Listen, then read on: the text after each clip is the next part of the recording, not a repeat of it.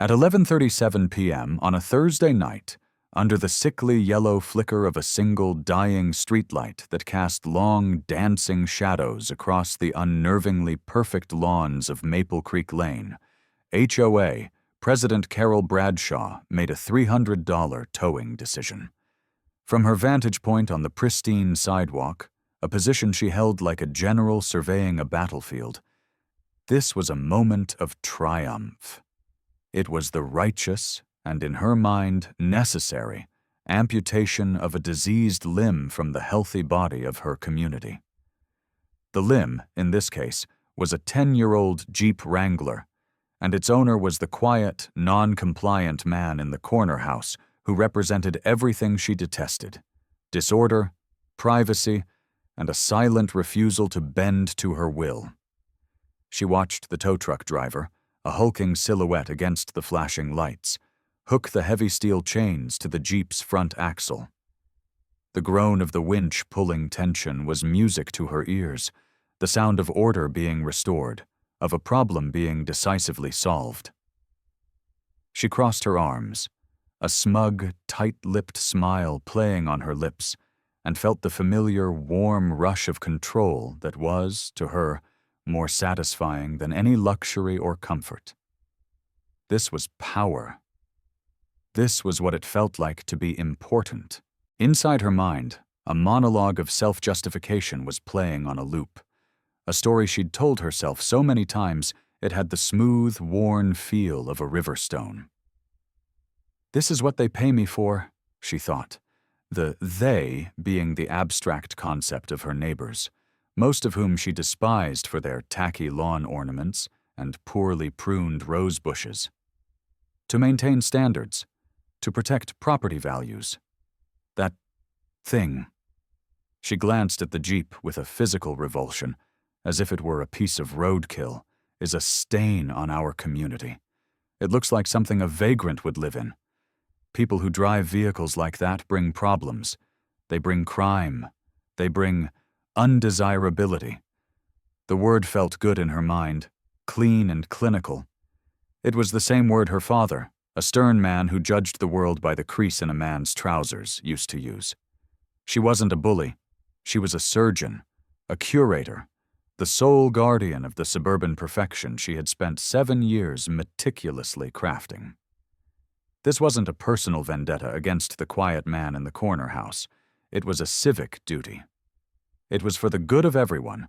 What she actually did, in that moment of supreme suburban arrogance, was commit a felony against the city's police department, trigger a multi-agency corruption probe, and personally sign the warrant that would dismantle her own criminal enterprise from the inside out.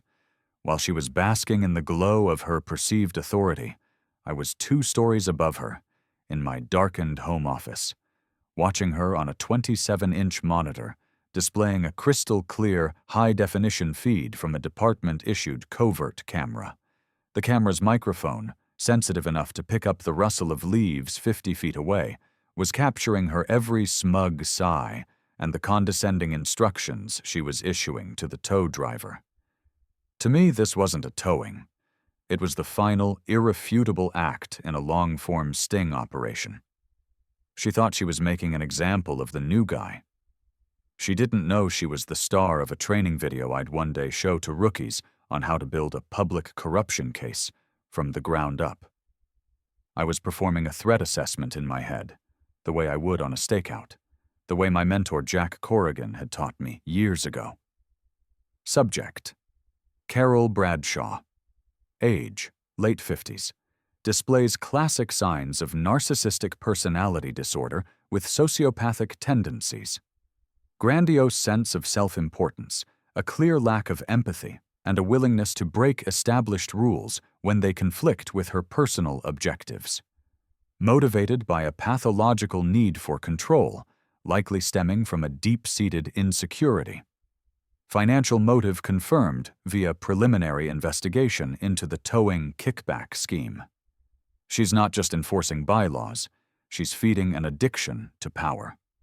My professional mind analyzed her as a perpetrator, not a neighbor. She was no different from the cartel enforcers or mob captains I'd spent my career putting away. She just used a different weapon. Her weapon was a clipboard and a set of bylaws she'd twisted into a cudgel. She thought she was removing an eyesore that violated Article 4, Section B of her meticulously crafted suburban rulebook, a rule about unmodified vehicle aesthetics she had written herself the previous spring after seeing a teenager's car with a faded bumper sticker. She had no idea she was attempting to steal an active, unmarked police surveillance vehicle. She had no idea she was tampering with government property, a Class D felony in our state that carried a mandatory minimum of 3 years in prison. And she certainly had no idea she was actively obstructing an ongoing racketeering investigation into a violent auto theft ring, the Santoro crew, that had been plaguing our city for over a year with a string of brutal carjackings. Just last week, they'd put a 60-year-old woman in the ICU for her Lexus. The evidence to tie them to that crime, and a dozen others, was locked inside my Jeep. She saw a slightly beat-up vehicle that didn't fit her pristine, beige-colored aesthetic. She didn't see the Kevlar-lined doors, the quarter-inch ballistic glass, the encrypted communications array disguised as a standard radio antenna, or the locked biometric evidence container bolted directly to the frame in the rear cargo area. Inside that container were the primary audio and video surveillance logs from a 2-week stakeout on the Santoro crew's chop shop. Over 300 hours of footage and recordings, evidence that could put 3 violent felons in federal prison for the rest of their natural lives. The chain of custody on that evidence was sacred. A single break, a single unauthorized access, could compromise the entire case we'd spent a year building. And she had just ordered a greasy tow truck driver to break it for a $50 kickback. She thought I was just a resident who wouldn't fight back, some quiet nobody she could steamroll with her clipboard and her condescending tone. She had no idea that my quietness was a professional necessity, a carefully constructed camouflage that kept me alive in a world she couldn't even imagine. She didn't know I was Detective Mike Sullivan, lead undercover for the City Police Organized Crime Division. She didn't know that my entire professional life was dedicated to the art of dismantling criminal enterprises, far more sophisticated and dangerous than hers. And tonight, standing on my own front lawn under the guise of enforcing a rule about lawn gnomes and picket fences, she was about to make my job incredibly, satisfyingly easy. Her first mistake was targeting my Jeep. Her last mistake was thinking she had the authority to do it. The sound of the winch straining was the sound of her world beginning to unravel. She just couldn't hear it yet. My name is Mike Sullivan, but for the last 8 years, most of the people I've interacted with have known me by other names. Mickey, the supposed wheelman, for a stick-up crew out of the industrial district. Sully, the disgruntled longshoreman with access to shipping manifests. Rick, the tech guy who could clone key fobs for high-end European cars in under 30 seconds. I am a deep cover operative for the City Police Organized Crime Division, and my specialty is infiltrating crews that think they're smarter than the system. It's a job that gets under your skin, that forces you to live a life of constant, grinding paranoia. It rewires your brain. You learn to read the subtle tells in a man's eyes that signal he's about to pull a weapon. You learn the difference in the sound a car door makes when it's closed by a nervous driver versus a confident one. You learn that silence is rarely empty. It's usually filled with calculation. Just last month, I was sitting in the back office of a grimy body shop on the south side of town, the air thick with the smell of spray paint, stale cigarette smoke, and the coppery tang of fear. The room was lit by a single, flickering fluorescent bulb that hummed a desperate, buzzing tune. Across a rickety metal desk sat Leo Santoro, the crew's leader, a man with dead eyes and the thick, scarred knuckles of a street brawler. His two lieutenants, a wiry, twitchy meth head named Skeeter, and a mountain of a man known only as Tiny, stood behind him, silent and menacing. It was a classic setup, an interrogation disguised as a business meeting. He was questioning me about a supposed discrepancy in a parts delivery from the docks. It was a test, a loyalty test, a lie detector test, and an intelligence test all rolled into one. My entire year-long infiltration of his crew was balanced on the knife's edge of this conversation. "So, Mickey," Leo had said, his voice a low, gravelly rumble. He picked at his teeth with a dirty fingernail, never breaking eye contact. "The bill of lading says 20 crates of catalytic converters. My guy on the dock, Jimmy 2 times, he says he only saw 19 go on the truck. You want to explain that to me? Because it feels like someone is trying to skim off my operation, and I really, really hate it when people skim." My heart was hammering against my ribs, a frantic drumbeat against the silence. But on the outside, I was a picture of bored indignation. My training, drilled into me by my mentor Jack Corrigan, took over. Never let them see you sweat, Sully. Fear is a scent, and these animals can smell it a mile away. I leaned back in my chair, making it creak in protest, and crossed my arms. I looked past Leo, at Skeeter, and gave a dismissive laugh. "You telling me your guy can count, Leo? Jimmy 2 times? The same guy who thought a Hyundai was a Honda last week and cost you a $5,000 sale? Look, I signed for 20 crates at the port. The driver signed for 20 when he left. I've got the carbon copies in my glove box. If one went missing between the dock and here, you should be talking to your driver, not me. Or maybe you should start hiring guys who can count past their own fingers." My wire, taped securely to my chest, felt like a block of ice. The risk was immense. If I was too aggressive, they'd see it as a challenge. Too passive, and they'd see me as a weak link, an easy target to pin the blame on.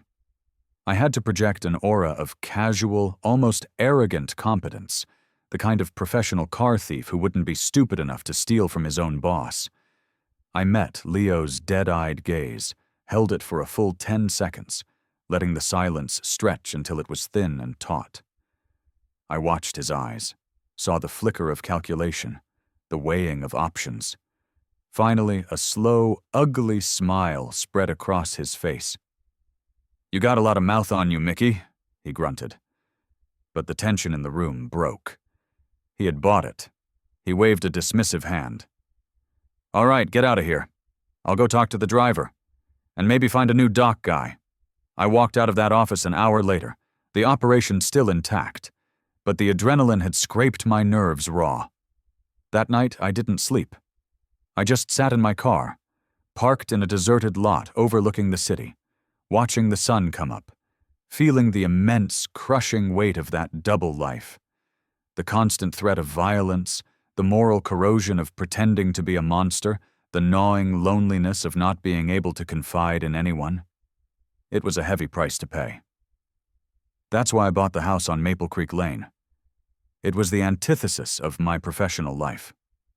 After the Santoro case was over, I promised myself I would find a place that was the polar opposite of the world I worked in. A place of beige siding, manicured lawns, and soul-crushing predictability. It was perfect. I bought it for one reason: silence. When your day job involves that kind of high-wire act, you crave quiet. You crave the monotonous, predictable rhythm of a boring suburb. The sound of sprinklers at 6 a.m., the distant drone of lawnmowers on a Saturday, the sheer, beautiful absence of drama. This house, with its modest lawn and 2-car garage, was meant to be my sanctuary. It was the one place on earth where I could drop the act, lock the door, and just be a guy who likes to grill burgers and watch the game. It was my decompression chamber, the place that kept my soul from being completely eroded by the darkness I had to wade through every day. My Jeep, a heavily modified Wrangler, was the bridge between those two worlds. It was City Asset 7-1-4, a vehicle that looked unremarkable to the civilian eye, but was a rolling fortress of surveillance technology. The department's motor pool had spent 3 months customizing it after my last UC vehicle, a boring sedan, took 2 rounds in the driver's side door during a bust that went sideways. The slightly faded olive-drab paint job was a special non-reflective polymer that was harder to see on night vision cameras. The aftermarket steel bumpers were reinforced with welded plates capable of acting as battering rams, a lesson learned after I once had to push a disabled vehicle out of the way to pursue a suspect. The winch was rated for 10,000 pounds. The Kevlar lining in the doors wouldn't stop a rifle round, but it would stop a 9mm, which was the most common threat on the street. Hidden behind the dashboard was an electronics suite that included a real-time GPS tracker, a cellular signal jammer, and an encrypted radio that could securely communicate with police servers from 100 miles away. It was a tool of my trade, as essential as my badge and my weapon, and because of that, it was legally protected by municipal and state codes that put it far beyond the reach of any homeowners association. Section 24. B of the City Charter explicitly exempted registered law enforcement vehicles, marked or unmarked, from any and all local ordinances or private covenants related to parking and storage. It was a law designed to protect officers from exactly this kind of harassment.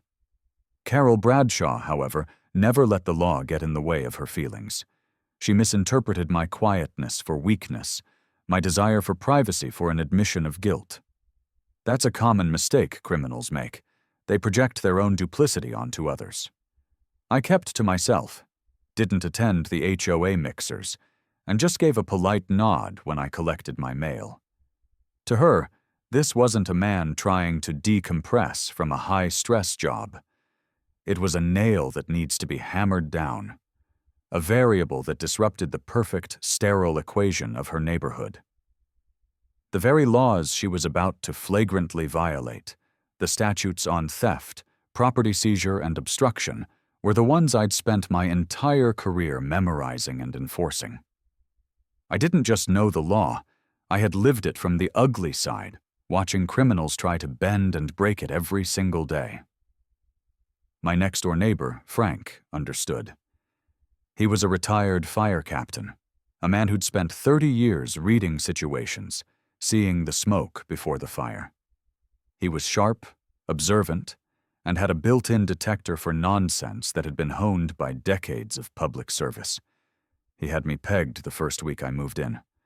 I was out front, pulling a few weeds, when he wandered over. "Frank Gable," he said, extending a calloused hand. His grip was like a vice. "Welcome to the neighborhood." "Mike Sullivan," I said. "Good to be here." He glanced at my Jeep parked in the driveway. "That's a lot of antenna for a music lover," he'd said with a knowing grin, nodding toward the Jeep's discreet comms array. "And you leave for work at 3 a.m. most nights. Different kind of shift work." He wasn't asking a question, he was making a statement. I just nodded. Something like that. Frank gave a slow, deliberate nod in return, his eyes conveying a deep, unspoken understanding. "Well, there's good coffee at my place anytime you're coming off one of those shifts. The pot's always on. And a word of advice, Mike. Watch out for our queen bee, Carol Bradshaw. She's got a sting like a hornet and a rulebook thicker than the Bible." A week later, after a particularly grueling 36-hour surveillance shift, I took him up on the offer. It was 7 a.m., and the sun was just starting to burn off the morning mist. We sat on his back deck, which overlooked our perfectly identical yards. The coffee was strong, black, and exactly what I needed. "You look like you've been through the ringer," Frank said, taking a sip from his own mug. "Just a long night at the office," I replied. He chuckled. "Yeah, I remember those. Different office, same long nights. I ever tell you about the chemical plant fire over on 12th Street back in '08? We were on scene for 2 days straight. Had guys falling asleep on their feet. You learn a lot about a man when you see him that tired, that pushed to the limit. You see what he's really made of. It was an invitation, a way of showing me his scars to see if I'd show him mine." "I hear that," I said. "My line of work. You see what people are made of, too.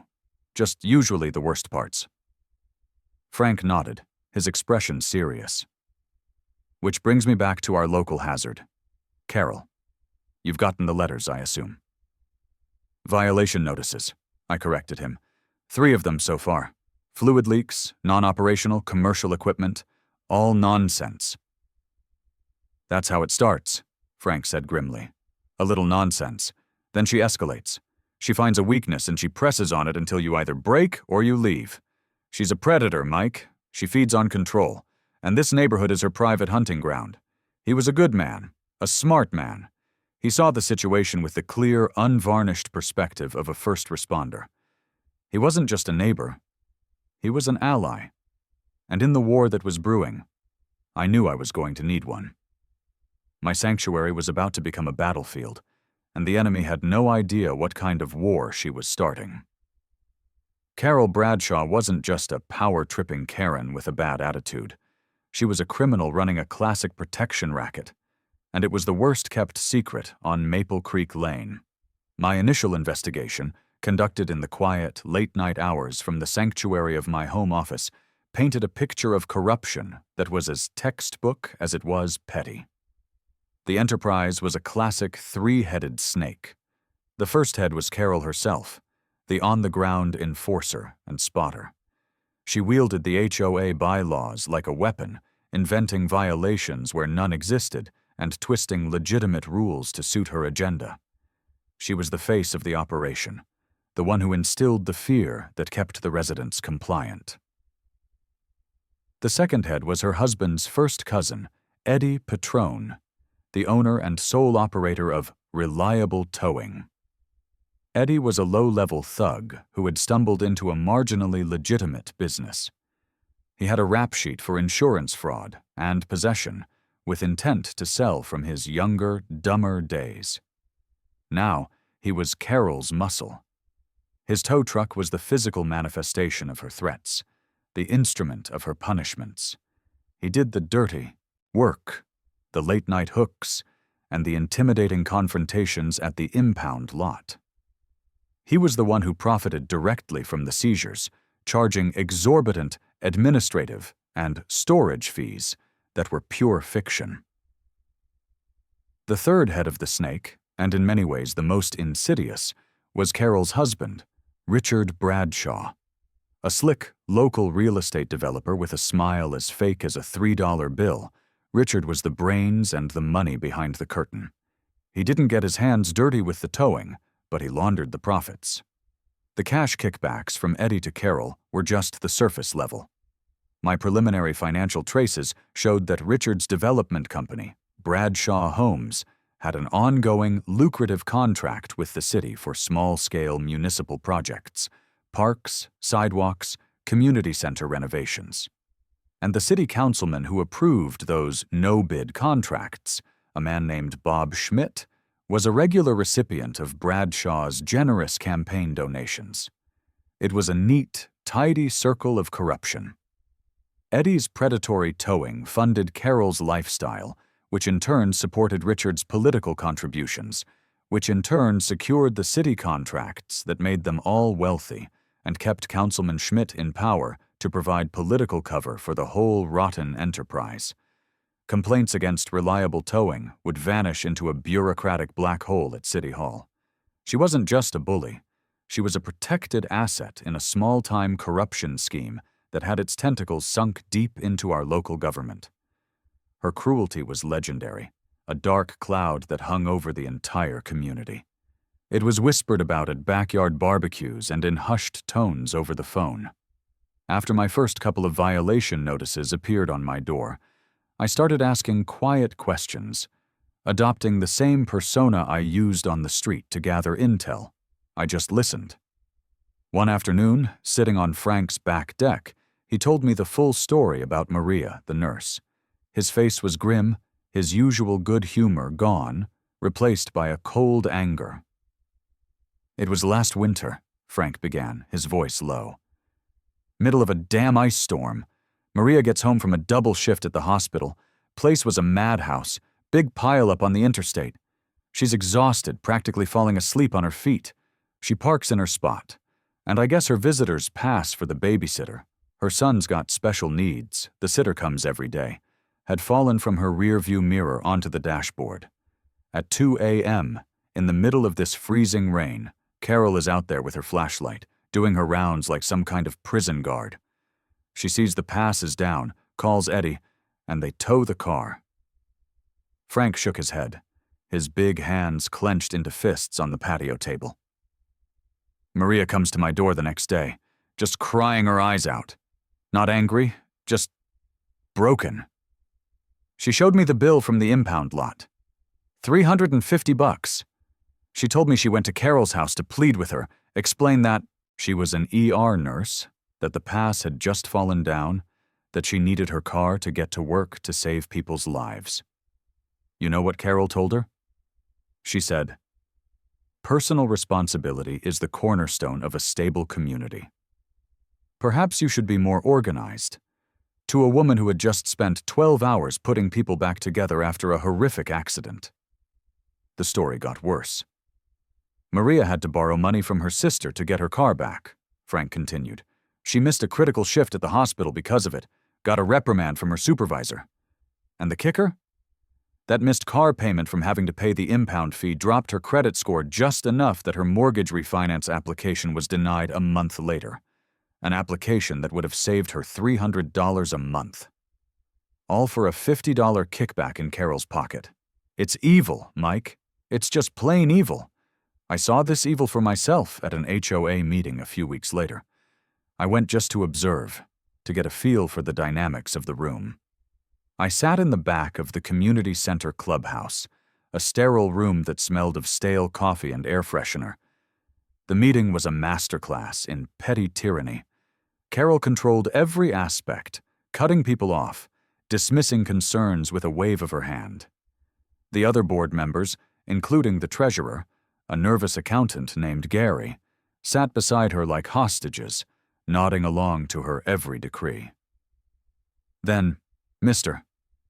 Henderson, the elderly Vietnam veteran, stood up. He was a frail man, but his voice was steady, filled with a quiet dignity. "Mrs. Bradshaw," he began, "before we talk about raising dues to resurface the tennis courts, I'd like to discuss the fines. As you know, I was fined $2,000 last year because you said my American flag was an unapproved exterior modification. I've lived here 40 years. That flag has been there for 40 years. I'd like to know what changed." A hush fell over the room. It was a direct challenge, a rare act of courage in this cowed community.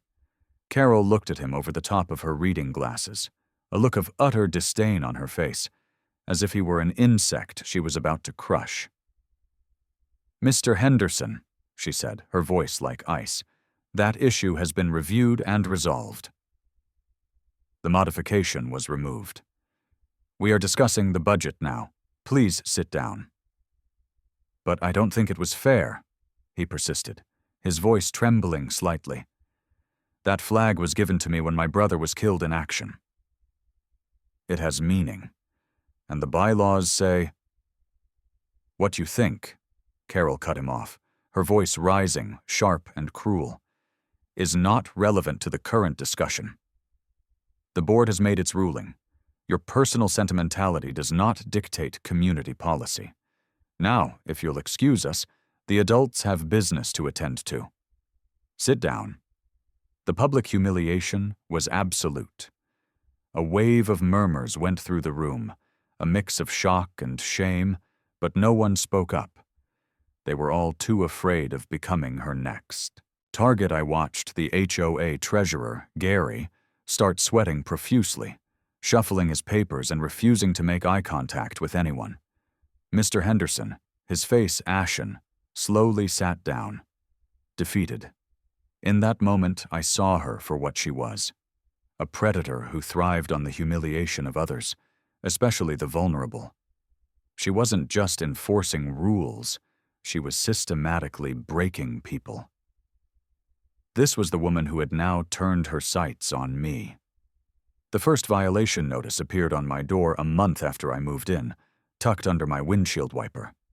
It was for fluid leakage, citing a small puddle of water under my Jeep from the air conditioner condensation on a 90-degree day. The notice was filled with official-sounding jargon, citing a non-existent subsection of the bylaws. I scanned it and saved it. The next one came a week later.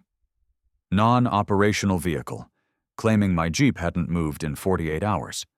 It was a blatant lie. I had driven it to a classified briefing that very morning, a fact my vehicle's internal GPS log could easily prove. The third notice was my favorite, a true work of art in its absurdity. Display of commercial-grade equipment, referring to the small, discrete communications antenna. Each notice was a probe, a test to see if I would comply, to see if I would bend the knee. I didn't throw them away. I opened a new file on my laptop's encrypted hard drive, scanned each one with a high-resolution scanner, and saved them in a folder I labeled Bradshaw RICO. She thought these flimsy pieces of paper were weapons of intimidation. She had no idea they were about to become exhibits in a federal indictment. She thought she was escalating a neighborhood dispute. She was actually providing me with the predicate acts needed to build a racketeering case against her and her entire corrupt family. The game had begun, and she had no idea she was playing against a grandmaster. Acknowledged. Here is the continuation of the story. Section 4 of 7. Technical discovery. Expanded narrative. After the HOA meeting where I watched Carol Bradshaw publicly humiliate Mr. Henderson, the mission parameters shifted. This was no longer a passive surveillance operation. It was time to move from defense to offense. My quiet sanctuary had become an operational theater, and I was done gathering intelligence. It was time to build the battering ram that would bring her entire corrupt fortress crashing down. My training, the years of building cases from whispers, shadows, and the meticulous, soul-crushingly boring work of following the money, took over completely. I stopped thinking like a homeowner entirely. The man who worried about property taxes and crabgrass was gone, replaced by the cold, calculating detective. The next morning, I was in my lieutenant's office at 7 a.m. sharp. Marcus Thorne was already there, a steaming cup of coffee in one hand and the overnight citywide crime summary in the other. He looked up as I entered, his expression a familiar mix of exhaustion and weary professionalism. "Don't tell me, Sully," he grunted. "Your HOA president declared war on your mailbox?" "Worse," I said, placing a thin file folder on his desk. "She's running a RICO enterprise out of the community clubhouse." I spent the next 30 minutes laying it all out on the whiteboard in his office. I drew the lines, the same way I had for the Santoro crew, connecting the boxes I labeled Carol Bradshaw, HOA, Eddie Petrone, Reliable Towing, Richard Bradshaw, Bradshaw Homes, and Councilman Bob Schmidt. I detailed the kickback scheme, the political protection, the systematic targeting of residents like Maria the nurse and Mr. Henderson. Then, I played him the audio from my 2 recorded phone calls with Carol. He listened intently, his expression hardening as he heard her blatant threats and arrogant dismissal of the law. When I finished, he was silent for a long moment, staring at the board. "Son of a bitch," he finally said, more to himself than to me. "It's all there. It's small time, but it's a classic racketeering loop. She uses the HOA to generate illicit funds for her cousin, who funnels it through her husband, who uses it to bribe a public official, who in turn provides the political cover for the whole damn thing to continue." He looked at me. "The DA is going to love this. It's a slam-dunk public corruption case. Low risk, high publicity. He'll get his face on the evening news for a month." He stood up and walked to the board, tapping the box labeled Schmidt. "This is the weak link." Politicians are cowards. The moment we apply pressure, he'll fold and give up the whole Bradshaw family to save his own skin. He turned back to me. Your 48-hour surveillance window is up. What do you need to turn this from a strong suspicion into an ironclad indictment? I need the full package, Lieutenant, I said. I need a warrant for financial records, bank statements, tax returns, campaign contributions, for all 4 of them. I need a pen register and trap and trace on Carol's and Eddie's phones to log their call patterns. And I need to put a covert camera on a utility pole across from her house. I have a camera on my property, but I want to see who comes and goes from hers. I want to see Eddie dropping off his little white envelope every Friday morning. Thorne nodded. Write up the affidavits. Make them bulletproof. I want a judge to read them and feel like he has no choice but to sign. Cite the evidence you already have. The violation notices targeting a city asset, the recorded threats, the GPS data from the tow truck showing a pattern of predatory behavior, and your direct observation of her criminal conduct.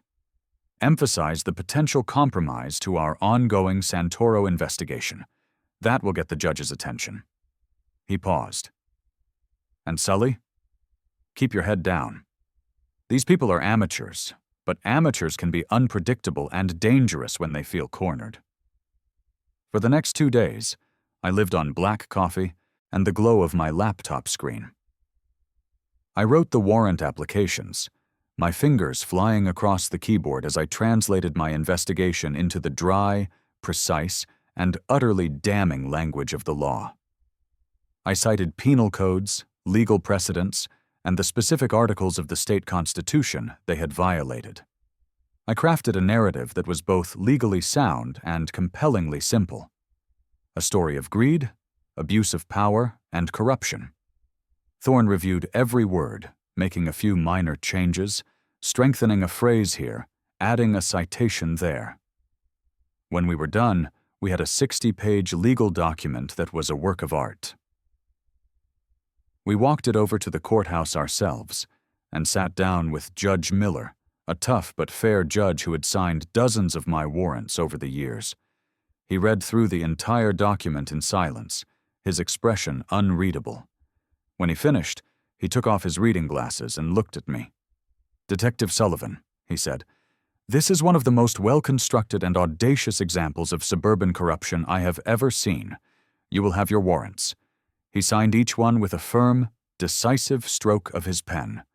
The war had just gone from a covert skirmish to a full-scale invasion. With the signed warrants in hand, the real work began. The pen register on Carol's phone immediately bore fruit. It showed a clear pattern. A call to Eddie at reliable towing, followed minutes later by the tow truck's GPS showing it entering my neighborhood. It was a perfect, repeating cycle of command and execution. The financial warrants were even better. We served them on a dozen banks, and the data began to pour into our forensic accounting unit. It showed a trail of suspicious cash deposits into Carol's personal account, always on a Friday and always under the $10,000 federal reporting limit. It showed checks from Richard Bradshaw's development company to Councilman Schmidt's re-election campaign, disguised as consulting fees. The highlight of the technical investigation was the pole camera.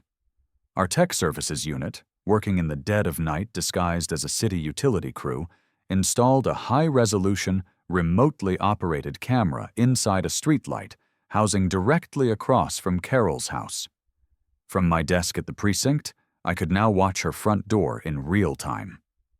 On the first Friday after the camera was installed, I hit the jackpot. At precisely 8:15 a.m., Eddie Patrone's pickup truck pulled up. He got out, walked to Carol's mailbox, and slipped in a single, plain white envelope. He then got back in his truck and drove away.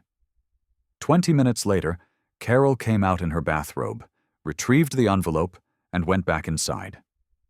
It was the money shot, a perfect, clean piece of video evidence that visually confirmed the entire kickback scheme. I saved the clip, labeled it Exhibit A, and sent it to the assistant district attorney who was now assigned to my case. His response was a single word: beautiful. Throughout this process, I maintained my cover at home. I continued to act the part of the quiet, slightly intimidated homeowner. When Carol saw me in the neighborhood, she would give me a smug, triumphant look, as if to say, "I'm going to win this." She had no idea that her phone calls were being logged, her financial life was being dissected, and her every move at her own home was being recorded. She thought she was the predator, stalking her prey. She had no idea she was the one in the cage, and I was the one outside, patiently watching, documenting her every move, waiting for her to make the one final, fatal mistake that would allow me to finally close the door. The evidence was gathered. The case was built. The net was in place. All I had to do now was wait for the shark to swim into it, and I knew, with the certainty of a man who had spent his life studying predators, that she wouldn't be able to resist the bait. The evidence was gathered. The case was built. The net was in place. For a week, I existed in a state of suspended professional patience. I went about my normal routine, continuing my undercover work on the Santoro crew, but a part of my mind was always back on Maple Creek Lane, watching and waiting. I had the complete picture of Carol Bradshaw's criminal enterprise documented and ready for the district attorney. We had financial records, recorded calls, GPS tracking data, and hours of surveillance footage. It was more than enough to secure an indictment. But my lieutenant and the ADA agreed on one final point. We wanted her caught in the act. We wanted an overt, undeniable public crime to be the final nail in her coffin. We wanted to give her enough rope, and we knew that her own arrogance would compel her to use it. All I had to do was wait for the shark to swim into the net. And I knew, with the certainty of a man who had spent his life studying predators, that she wouldn't be able to resist the bait of my defiant, non-compliant Jeep. The final straw came on a Thursday night. It had been a long, frustrating day dealing with the Santoro case, and I was in my home office, reviewing surveillance logs, the taste of stale coffee bitter in my mouth. My phone, sitting on the desk beside me, buzzed. It was 11:32 p.m. A text message from Frank. It contained only 2 words: show time. My heart didn't race. My hands didn't shake. The years of training, of living on a knife's edge, had conditioned me for this. A cold, professional calm washed over me. This was it. This was the end game. I minimized the Santoro files and pulled up the live feeds from my 2 covert cameras. The scene was exactly as he described, exactly as I had anticipated. The reliable towing flatbed was parked, its lights flashing, casting eerie, rotating shadows of red and white across the manicured lawns and the sterile facades of the houses. The strobing lights gave the perfect suburban street the surreal, tense atmosphere of a crime scene. And there was Carol, standing on the sidewalk, pointing at my Jeep with a look of triumphant fury on her face. Her arms were crossed, her body rigid with self-righteous anger. This was her moment, the culmination of her petty harassment campaign, the final, irreversible act that would turn her from a neighborhood nuisance into a state-level felon. I watched as the driver, a large man with the weary expression of someone who hated his job, began hooking the heavy steel chains to my Jeep's front axle. His movements were slow, reluctant. This was Dave, the driver I had identified from previous patrols, the key witness whose confession would be critical. He was just a tool, a cog in her machine. But in a court of law, that wouldn't matter. He was now an active participant in the theft of government property. I watched, my fingers steepled under my chin, analyzing the scene like a chess master watching his opponent walk into a checkmate he'd set up 10 moves ago. My neighbor Frank was already filming from his own window, his phone a tiny beacon of light in the darkness. He knew something big was about to happen. He was a good man, a smart man. He was documenting. Then, the panic moment I was waiting for, the moment I knew would come, arrived. As Dave leaned into my Jeep's cabin to put it in neutral, his flashlight beam swept across the interior. It caught the corner of the official, laminated police placard that I had intentionally let slip from my visor onto the passenger seat floor earlier that day. I watched on my camera feed, zoomed in tight, as the man's body went rigid. He recoiled from the Jeep as if it were electrified. He stumbled back, his flashlight beam waving wildly before finding Carol's face. He turned to her, his face pale even in the gloom of the flashing lights. I could hear their words clearly now, captured by my camera's high-fidelity microphone. The conversation was a prosecutor's dream. "What? What is it? What are you waiting for?" Carol snapped, her voice sharp with impatience, the shrill sound cutting through the quiet night. I can't touch this, Carol," Dave stammered, his voice a low rumble of fear. He was pointing a trembling finger at the Jeep's interior. "Look." He pointed his flashlight at the placard on the floor. "That's a city police tag. That's an official business placard. This is a cop's car. We can't tow this. We'll lose our license. We'll go to jail." Carol's reaction was pure, distilled rage. She marched up to him, getting right in his face, her smaller frame seeming to swell with fury. Her voice rose to a near scream. "I don't care if it belongs to the President of the United States. I told you to take it. Are you stupid? You work for me, not for him." "But it's illegal," Dave protested, taking a step back. "This is a felony, Carol. I'm not going to prison for you." And then I saw it. The act of a desperate, cornered criminal, the final, fatal mistake that sealed her fate. She reached into her expensive purse and pulled out a thick wad of cash, shoving it at him. "Here," she shrieked, her voice cracking with hysteria. $500. Right now. In your pocket. That's more than you make in a week. Just shut up and hook up the damn truck. No one will ever know. It was a bribe. A blatant, stupid, and beautifully documented attempt to coerce him into committing a felony, right in front of 2 cameras and a reliable witness. The driver, Dave, was looking at my house, then back at Carol, then at the cash in her hand. His mind was racing. He was caught between his corrupt boss and a vehicle he knew belonged to law enforcement. That was when I decided the show was over. I didn't storm out. I didn't yell. I moved with the cold, deliberate calm that my training had ingrained in me. I unholstered my service weapon and placed it on my desk. I clipped my badge to my belt, next to my radio. I walked down the stairs, my footsteps silent on the carpeted steps. I took a deep breath, centered myself, and opened my front door. The porch light flooded the scene with brilliant white light. They both froze and stared at me, caught in the glare like startled deer. Carol's jaw went slack. The tow driver looked like he'd seen a ghost. I let the silence hang in the air for a full 10 seconds, letting the reality of the situation sink into their skulls. Then, I calmly raised the small, handheld radio I carried. I keyed the mic. My voice was flat, professional, and carried across the silent street with unnerving clarity. "Dispatch, this is Detective Sullivan, badge number 8-4-9. I need a marked unit at 121 Maple Creek Lane. I am witnessing the felony theft of my undercover vehicle, City Asset 714. Suspects are on scene." I clicked the mic off and looked directly at the tow driver. His face was a mask of terror. "Step away from the vehicle," I said, my voice leaving no room for negotiation. "Put your hands on the hood of your truck."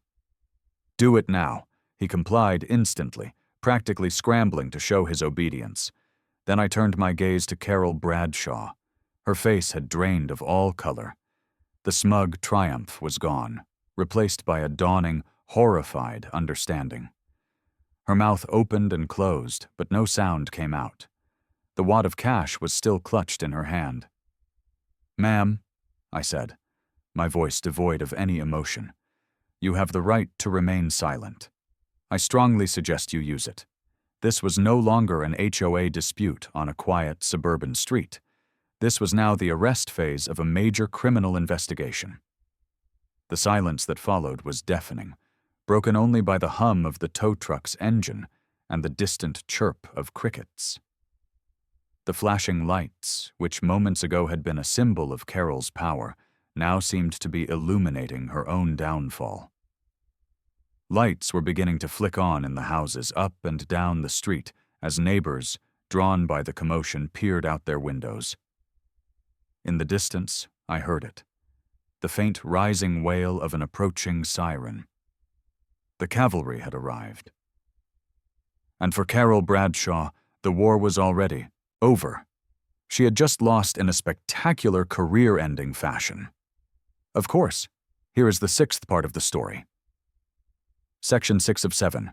Expert retaliation. Expanded narrative. The first patrol car, a standard Ford Interceptor, arrived in 90 seconds, its siren dying with a final mournful yelp as it swung into the curb. The strobing red and blue lights continued their silent, frantic dance, painting the entire cul-de-sac in garish streaks of official consequence. For Carol Bradshaw, now sitting ramrod straight in the back of that car, the arrival of uniformed officers must have been a shock. In her world, the police were people you called on others, a tool to be wielded against the less desirable elements of society. She had never imagined they would be called on her. The veteran patrol sergeant, a stout, weary-looking man named Kowalski, whose nameplate I could read from my porch, got out of the car. He saw the tow truck, the Jeep still attached by chains, the terrified driver with his hands on the hood, and me, standing calmly on my lawn with my badge visible on my belt. He took in the scene with the practiced eye of a man who had seen 1,000 different kinds of late-night trouble. I met him on the sidewalk, my own radio still in my hand. "Sergeant," I said, my voice low and professional. "Detective Sullivan, Organized Crime Division." Kowalski nodded, his eyes showing a flicker of recognition. "Sullivan, heard of you. What the hell have we got here? A repo gone bad?" "Worse," I said. "You're on an active crime scene. I've been investigating this HOA and a local towing company for public corruption and racketeering. The woman in your car, the HOA president, just attempted to illegally seize my undercover vehicle, a registered city asset. When the driver balked, she attempted to bribe him into committing a felony. We have it on multiple video and audio recordings." Kowalski's eyebrows shot up. The bored, end-of-shift look vanished, replaced by a sharp, professional focus. "You're kidding me." "I'm not," I said. "The driver, a Mr. David Finney, is cooperating. He's a witness, not a suspect at this time, provided he continues to cooperate. The suspect is Carol Bradshaw.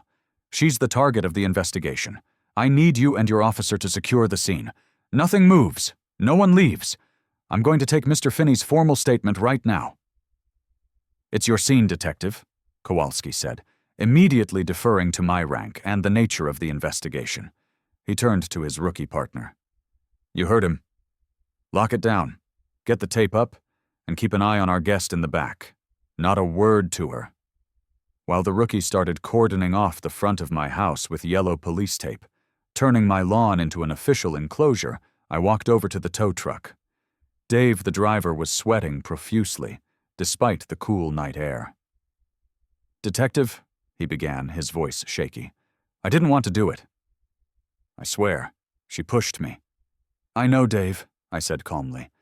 "I heard the whole thing. Now, I want you to walk me through it. From the beginning. I'm recording this as your official witness statement. The truth is going to keep you out of a prison cell. Do you understand?" He nodded eagerly. For the next 30 minutes, standing in the flashing lights, I conducted a formal interview. I used the same techniques I used on confidential informants. a mix of empathy and firm, guiding questions.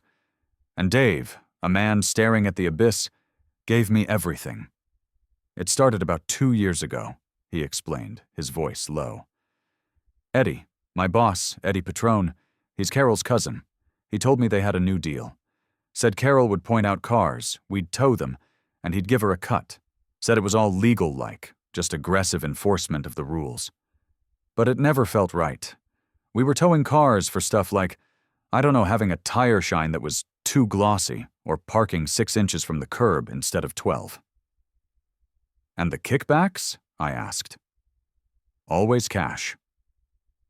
Eddie told me he dropped a white envelope in her mailbox every Friday morning. Said he kept a ledger. He called it consulting fees for tax purposes. A total sham. He then described the events of the night in perfect, terrified detail, culminating in the bribe. She pulled out this huge wad of cash, said it was $500, said it was mine if I just hooked up the Jeep and kept my mouth shut. Man, I was so scared. I saw that police thing in the window and my blood just ran cold. I knew this was different. This was real trouble. His statement was a confession, a roadmap, and a prosecution memo all in one. It corroborated everything my investigation had already uncovered and gave it the one thing it was missing: a human voice, an inside witness who could testify to the criminal intent behind the operation. Meanwhile, Carol was not handling her new circumstances with grace. I could hear her muffled shouting from the back of the patrol car, demanding to speak to her husband, demanding to speak to her lawyer, demanding to speak to the chief of police. The rookie officer stood stoically by the car door, ignoring her completely, just as he'd been ordered. Her power, the only thing that had ever given her a sense of identity, had evaporated in an instant, and the shock was causing her to unravel. Her threats and demands, once terrifying to her neighbors, were now the pathetic, impotent ramblings of a common criminal.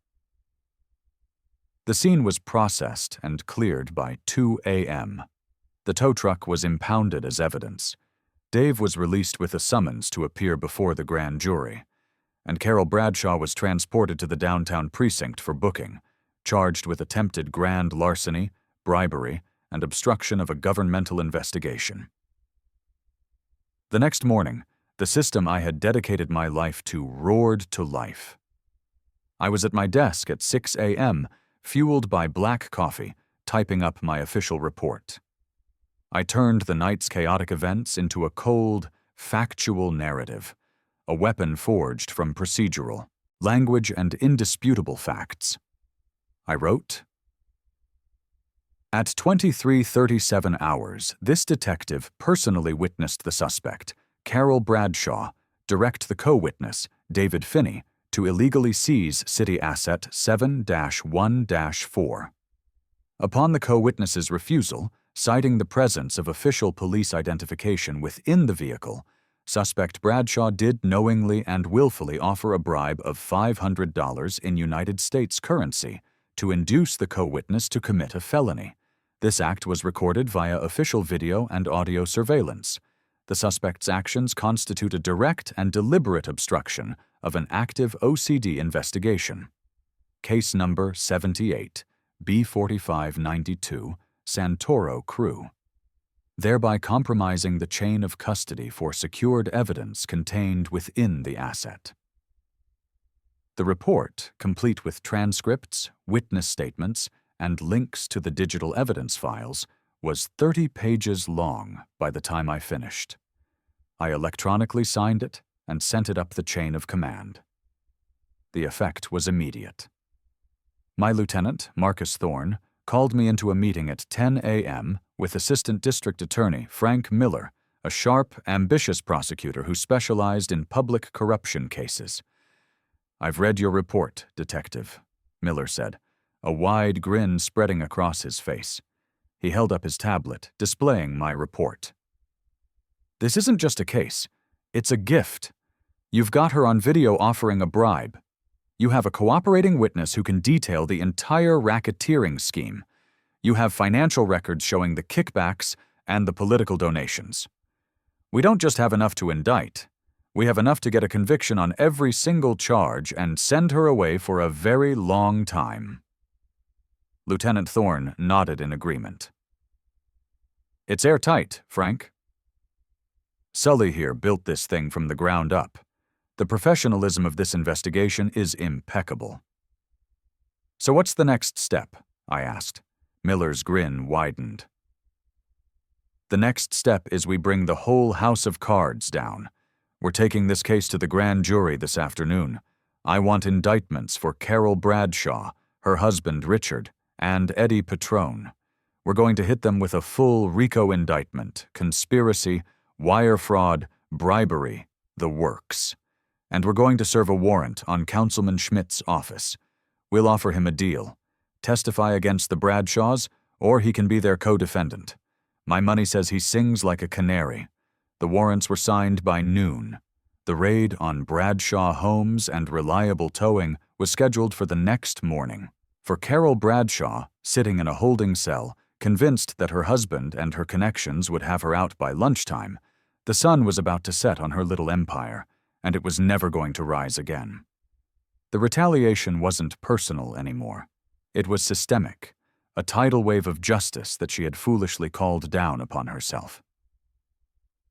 The end came not with a bang, but with the quiet, methodical turning of legal gears, a massive and impersonal machine grinding the Bradshaw enterprise into dust.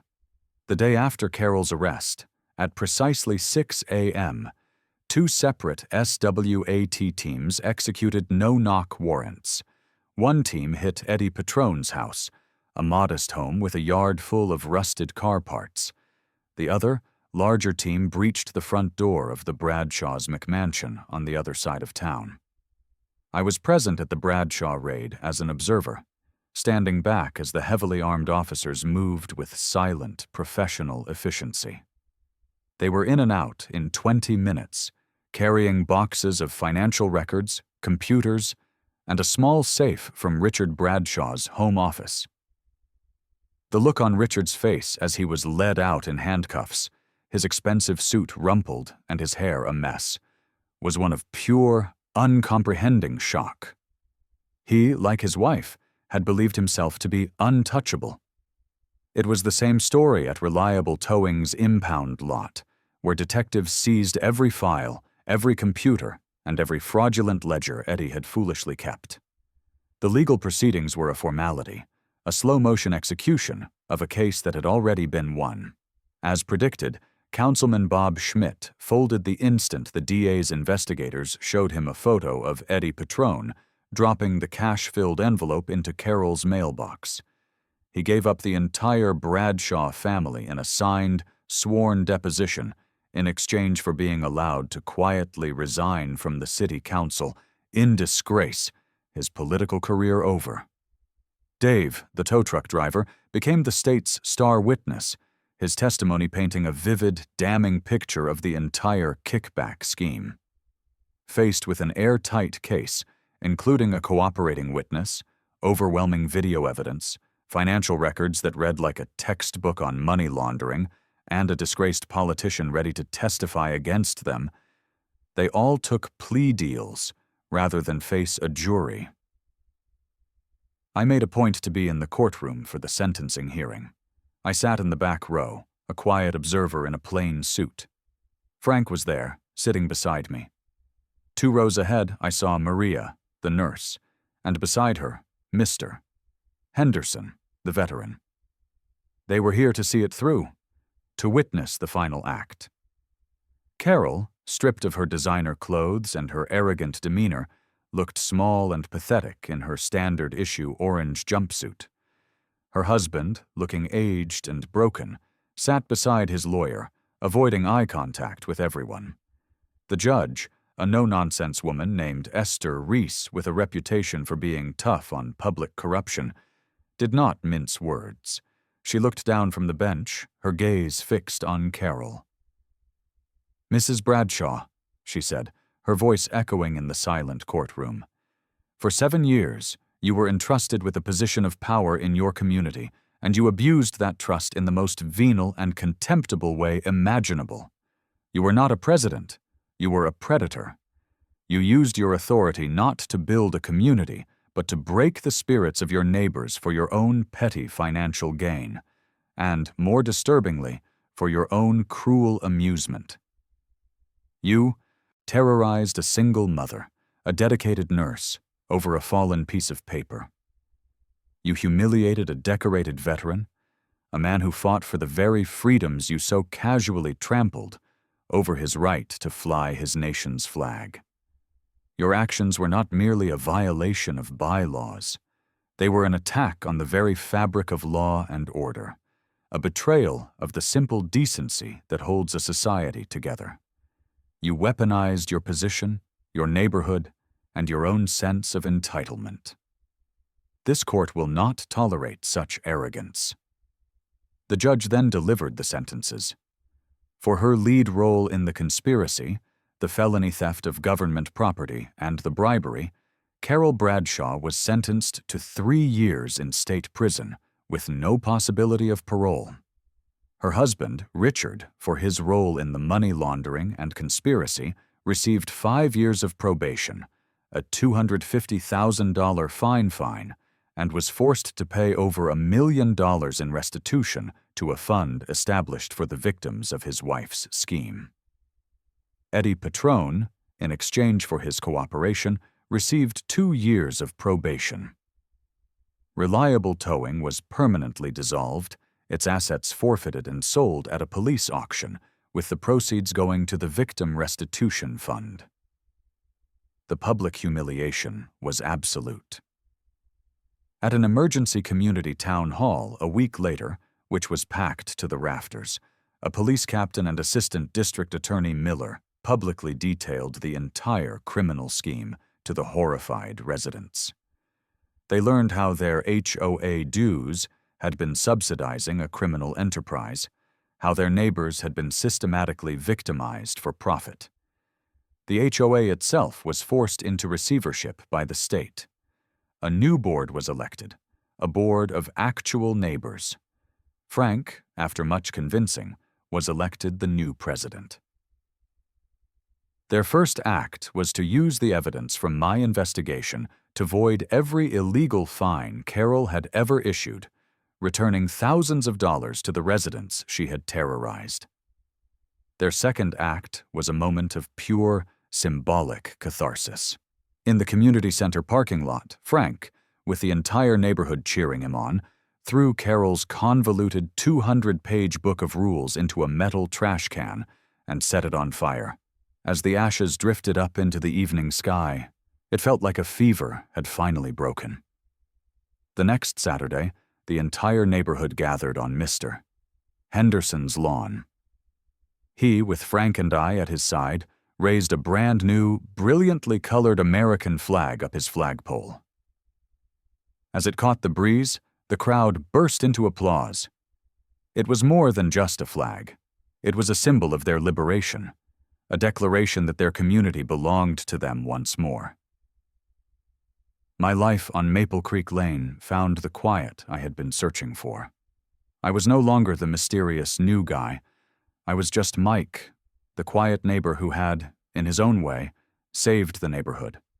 I finally had the peace I wanted, earned not by being anonymous, but by being exactly who I am. The story became a local legend, a cautionary tale about what happens when a petty tyrant in a perfect suburb messes with a quiet professional.